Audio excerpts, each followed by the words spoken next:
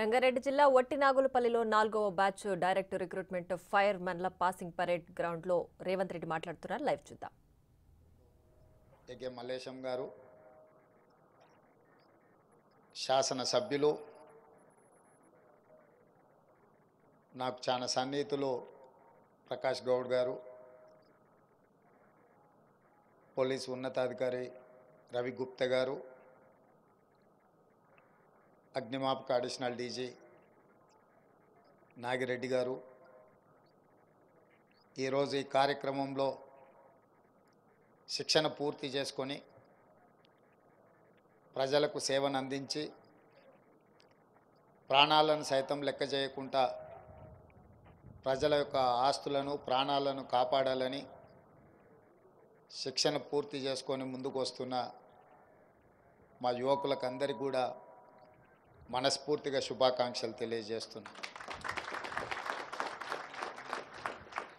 ఇవాళ ఈ పాసింగ్ పరేడ్లో పాల్గొన్న మీరు మీ శాఖకు సంబంధించిన పరేడ్ చేయడము, డ్రెస్ వేసుకొని ఈ మైదానంలో మీ యొక్క శిక్షణను ప్రదర్శిస్తుంటే తప్పకుండా ప్రేక్షకుల గ్యాలరీలో ఉన్న మీ తల్లిదండ్రులకు గుండెల నిండా సంతోషం కలిగి ఉంటుందని చెప్పి నేను భావిస్తున్నాను.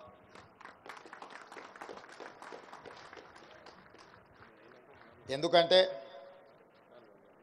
ఇక్కడున్న చాలామంది యువకులు, ముఖ్యంగా 90% పైగా యువకులు తప్పకుండా గ్రామీణ ప్రాంతాల నుంచి, వ్యవసాయ కుటుంబం నుంచి తల్లిదండ్రులు కష్టపడి రూపాయి కూడబెట్టి మిమ్మల్ని చదివించి మిమ్మల్ని పోటీ పరీక్షలకు తయారు చేసి మీ ఎదుగుదలలో, మీ ఉద్యోగ అవకాశాలలో వాళ్ళు కళ్ళల్లో ఒత్తులేసుకొని ఎదురు చూసి ఈరోజు తమ పిల్లల యొక్క విజయాన్ని కళ్ళారా చూస్తే ఏ తల్లిదండ్రులకైనా తప్పకుండా గుండెల నిండా సంతోషం ఉంటుంది. వాస్తవంగా ఈ తెలంగాణ రాష్ట్ర ఏర్పాటు కానీ,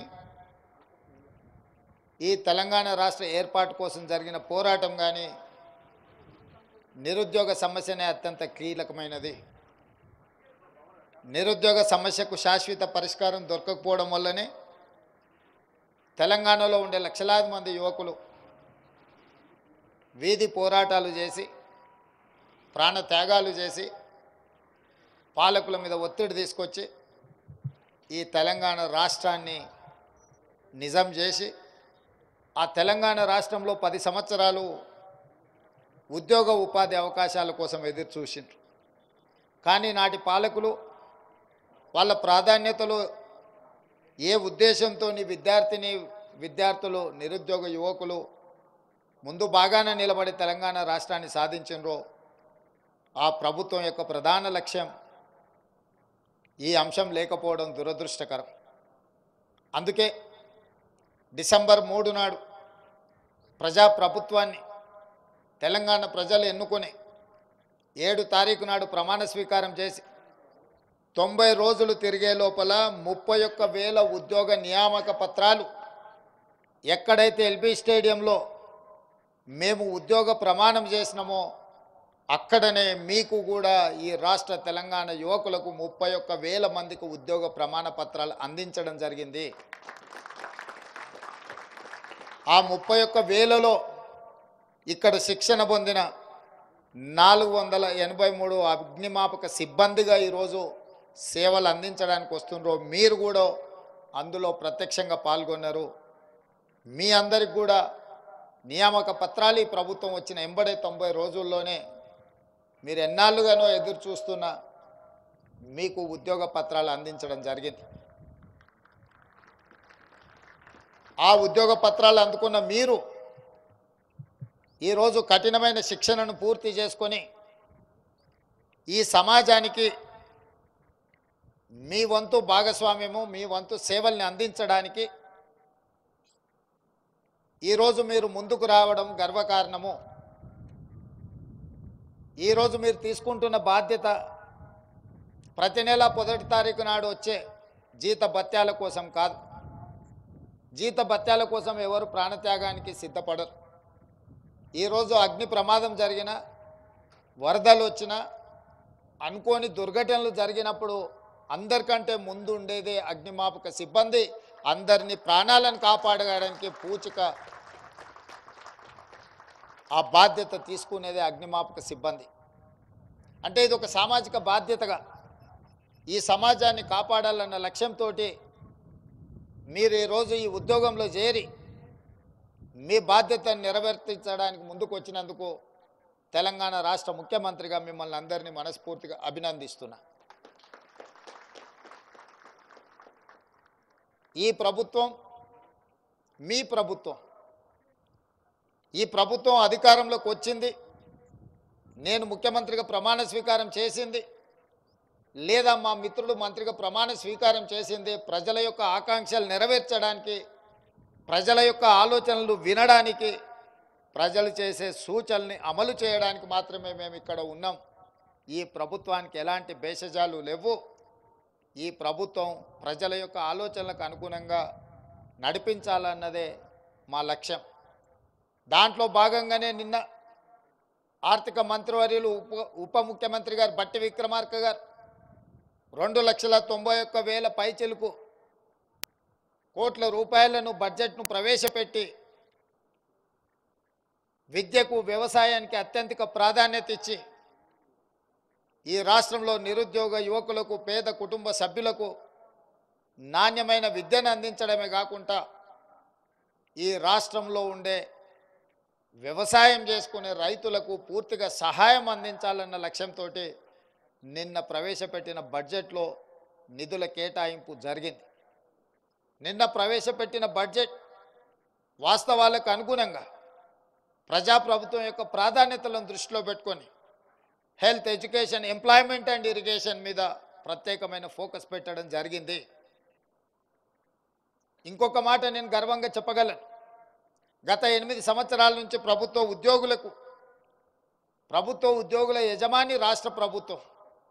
ఆ యజమాని ప్రతి నెల 1 తారీఖు నాడు జీత భత్యాలు ఇవ్వకపోతే ఆ యజమాని పట్ల విశ్వాసం కోల్పోతాడు ఉద్యోగి. ఏ విధంగా అయితే ప్రైవేట్లో వ్యక్తుల దగ్గర ఉద్యోగాలు చేసుకునే కుటుంబాలు యజమాని 1 తారీఖు నాడు జీతం ఇవ్వకపోతే, జీతం ఎప్పుడొస్తుందో తెలియకపోతే ఆ కుటుంబం యొక్క ప్రణాళికలు వేసుకోవడానికి కష్టమవుతుంది. కానీ 8 సంవత్సరాల ఆనాటి పార్టీ ప్రభుత్వం ఎప్పుడు జీతభత్యాలు ఇస్తారో తెలియని గందరగోళ పరిస్థితి సృష్టిస్తే అధికారం చేపట్టిన వెంబడే ఉప ముఖ్యమంత్రి గారు ఆర్థిక నిబద్ధత పాటించి ప్రభుత్వ ఉద్యోగులకు 1 తారీఖు నాడు జీతభత్యాలు ఇచ్చే విధంగా 1 తారీఖు నాడు ఖచ్చితంగా మీ ఖాతాలో మీ జీతం పడే విధంగా ఈ ప్రభుత్వం పట్ల మీకు సంపూర్ణమైన విశ్వాసం కల్పించడానికి ప్రయత్నం చేసిండు. ఈ ప్రభుత్వం కోసం సేవలు అందించి రిటైర్ అయిన ఉద్యోగులకు పెన్షన్ మీదనే ఆధారపడి ఈరోజు జీవితం గడుపుతున్న వాళ్లకు పెన్షన్ ఎప్పుడు వస్తుందో కూడా తెలియకపోవడం అనేది నిజంగా వాళ్లకు చాలా ఇబ్బందికరం. ఎందుకంటే 60 సంవత్సరాల తర్వాత ఉద్యోగ పదవీ విరమణ చేసిన తర్వాత ఆరోగ్యం బాగలేకపోయినా, పిల్లల విద్యల కోసం నిధులు అవసరమైన పెన్షన్ మీద ఆధారపడ్డప్పుడు ఆ పెన్షన్ ఎప్పుడు వస్తుందో తెలియకపోతే కూడా ఆ కుటుంబాలు ప్రణాళికను చేసుకోవు. అందుకోసమే అంబులెన్స్ ఉందేమో చూడండి, అక్కడ ఎవరో కింద పడ్డట్టున్నారు చూడండి.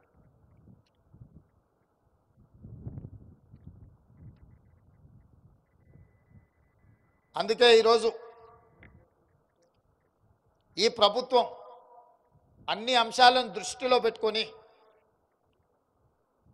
మీకు ఉద్యోగ భద్రత కల్పించడమే కాకుండా మీరు చేసిన శ్రమకు 1 తారీఖు నాడు మీ జీతభత్యాలు చెల్లించడానికి ఒక స్పష్టమైన నిర్ణయంతో ముందుకు వస్తుంది. 30,000 ఉద్యోగాలు 90 రోజుల్లో నియామక పత్రాలు ఇవ్వడమే కాదు, ఇంకొక 90 రోజుల్లో ఇంకొక 30,000 ఉద్యోగాలకి ఇవాళ నోటిఫికేషన్లు ఇచ్చినాం. డిఎస్సి నోటిఫికేషన్ ద్వారా 11,000 టీచర్ పోస్టులను భర్తీ చేయాలని గ్రూప్ 1, గ్రూప్ 2, గ్రూప్ 3లో కూడా ప్రభుత్వ ఉద్యోగ నియామక పత్రాలు ఇవ్వాలని వివిధ శాఖలలో వచ్చిన ఖాళీలను దాదాపుగా ఇంకొక 30,000 పైచిలకు ఉద్యోగ నియామకాల కోసం పోటీ పరీక్షల్ని ఈ ప్రభుత్వం నిర్వహిస్తున్నది.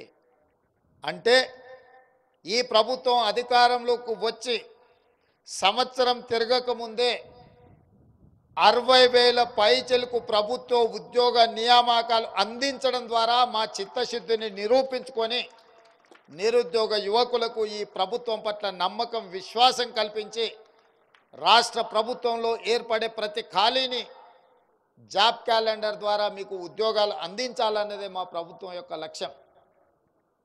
ఇవాళ మా ప్రభుత్వం తీసుకుంటున్న కార్యక్రమాలు కొంతమందిని విద్యార్థులు అక్కడక్కడ పరీక్షలు వాయిదా వేయమని కొన్నిసార్లు మాట్లాడుతున్నారు. మీరు ఏదున్నా నిరసన తెలపాల్సిన అవసరం లేదు, ఆందోళన చేయాల్సిన అవసరం అంతకంటే లేదు. మంత్రులు ఎప్పుడు అందుబాటులో ఉంటారు. మంత్రులను కలవండి, విజ్ఞప్తి చేయండి. ఉన్నతాధికారులను కలవండి, విజ్ఞప్తి చేయండి. తప్పకుండా మీరేమైనా సహేతుకమైన సమస్యను ఈ ప్రభుత్వం దృష్టికి తీసుకొస్తే ఆ సమస్యని పరిష్కరించడానికి మీ అన్నగా రేవంత్ అన్నగా ఎప్పుడు మీ పట్ల నిబద్ధతతో పనిచేస్తా అని చెప్పి నేను ఈ సందర్భంగా తెలియజేస్తున్నాను. చివరిగా నాది ఒకటే మాట, ఈరోజు ప్రభుత్వ ఉద్యోగులుగా మీరు చేపట్టబోతున్న బాధ్యత మీ తల్లిదండ్రులను మీ అక్కా చెల్లెలను మంచిగా చూసుకోండి. మీరందరు గ్రామీణ ప్రాంతాలలో నుంచి ఉమ్మడి కుటుంబంలో నుంచి వచ్చిన వాళ్ళని నేను నమ్ముతున్నాను. ఈ కాలంలో యువకులకు ఉద్యోగాలు రాగానే గ్రామాలలో ఉన్న తల్లిదండ్రుల పట్ల చూపించాల్సినంత బాధ్యత చూపిస్తున్నట్టుగా కనిపించడం లేదు. అక్కడక్కడ గ్రామాలకు వెళ్ళినప్పుడు తల్లిదండ్రులు ఫిర్యాదు చేస్తున్నారు, సార్ మా పిల్లవాడు మమ్మల్ని సరిగ్గా చూసుకోవడం లేదు అని. అందుకే దయచేసి ఈరోజు బాధ్యత చేపడుతున్న మా యువమిత్రులకు నా సూచన, కన్న తల్లిదండ్రులు తొడబుట్టిన అక్క చెల్లెళ్ళు మనతో పాటు వాళ్ళ గౌరవం పెరిగే విధంగా వాళ్ళని ఆదుకునే విధంగా మన ఆలోచన ఉండాలి. ఆ విధంగా మీరందరూ ఉంటారని ఆశిస్తూ మరొక్కసారి మీకు శుభాకాంక్షలు తెలియజేస్తూ సెలవు తీసుకుంటున్న మిత్రులారా.